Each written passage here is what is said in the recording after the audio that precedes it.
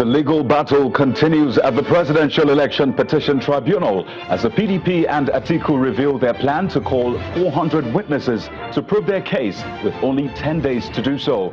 We take a look at the possibilities on the program. And INEC releases election timetable for Kogi and Bayelsa governorship elections. It's 137 days to go, and the electoral umpire says preparation is still underway.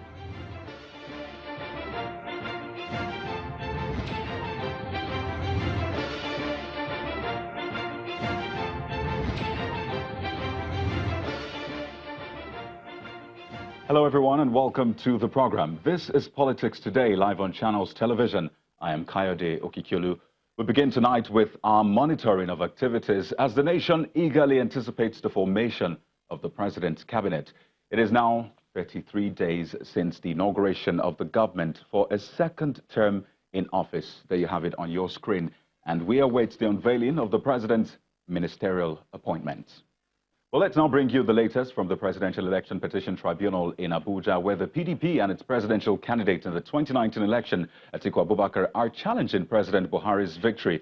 The petitioners, that is the PDP and Atiku, have now revealed the number of witnesses they plan to bring forward to prove their case.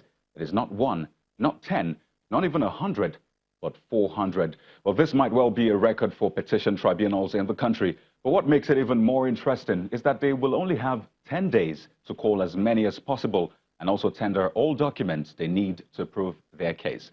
Well, let's take a look at the game plan and what you might call the timetable.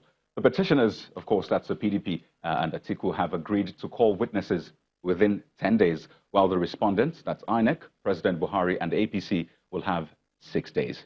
Here's a breakdown of the time allocated for the witnesses. Now, the evidence-in-chief for ordinary witnesses will have 5 minutes. Cross-examination of ordinary witnesses, 10 minutes. And for evidence-in-chief of expert or subpoenaed witnesses, 10 minutes is allocated for that. Moving on to cross-examination of the same category of witnesses, the duration for that is 20 minutes.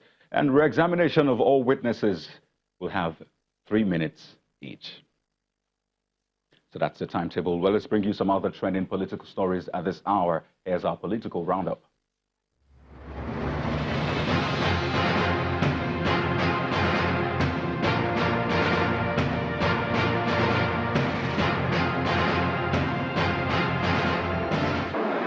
The Edo State chapter of the People's Democratic Party have challenged the state governor, Godwin Obaseki, to make public his position on the federal government's proposed Ruga settlement for herdsmen across the state.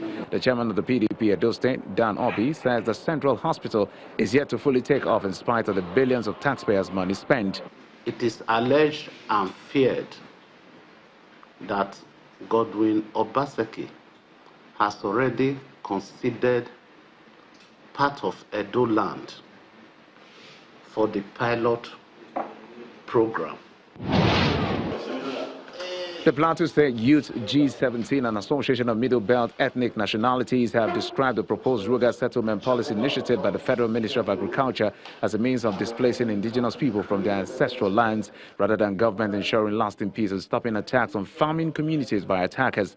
At different meetings by the groups, it was unanimously agreed that establishment of the proposed settlement in the state are not welcome, with the appeal to the state government and federal governments to review the decision. The first ever female secretary to the state government has been sworn in by the Oyo State Governor, Seyi Makinde, with a march in order to raise the bar in good governance.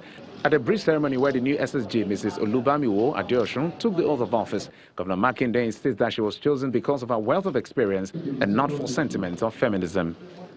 We have picked a person whose wealth of experience will lift the standard of our service delivery and performance.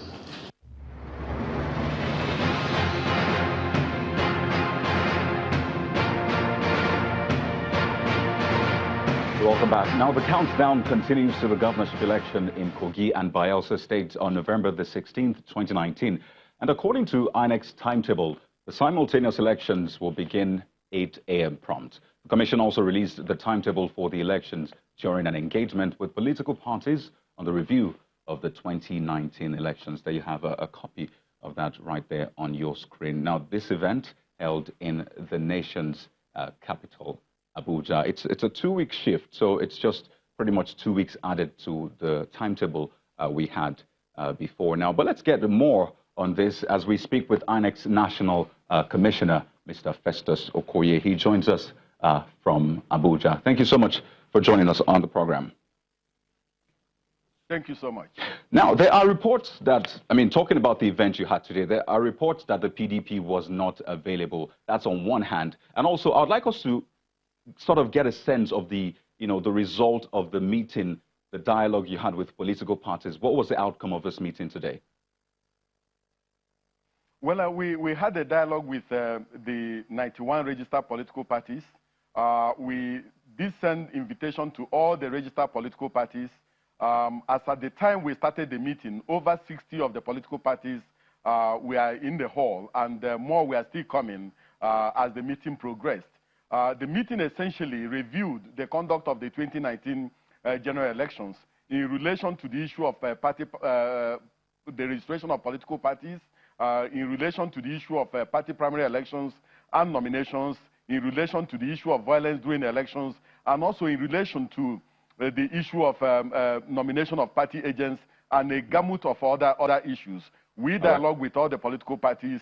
They presented a position paper, and also there was a lot of discussion relating to their position paper. And at the end of the day, the Commission articulated some of these positions, and we are going to also put them in the same basket where we have the recommendation from our electoral officers and the recommendations that we are also going to harvest from our meeting with security agencies, the media, civil society groups, and organizations. Now, Mr. Okoye, if I may, as we count down to the elections in November, a major concern is party primaries. In fact, the chairman of INEC said that the petitions that came out of party primaries are way more than the petitions that are actually for the conduct of the election itself. Now, INEC has a role to play in party primaries, and we know that this was problematic in 2019. So what are you doing to ensure that these problems do not resurface in the coming elections?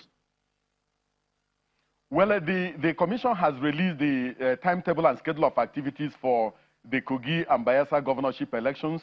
The first timetable was released on the 9th day of April 2019, and then there was an amended timetable that was released on the 16th day of May 2019.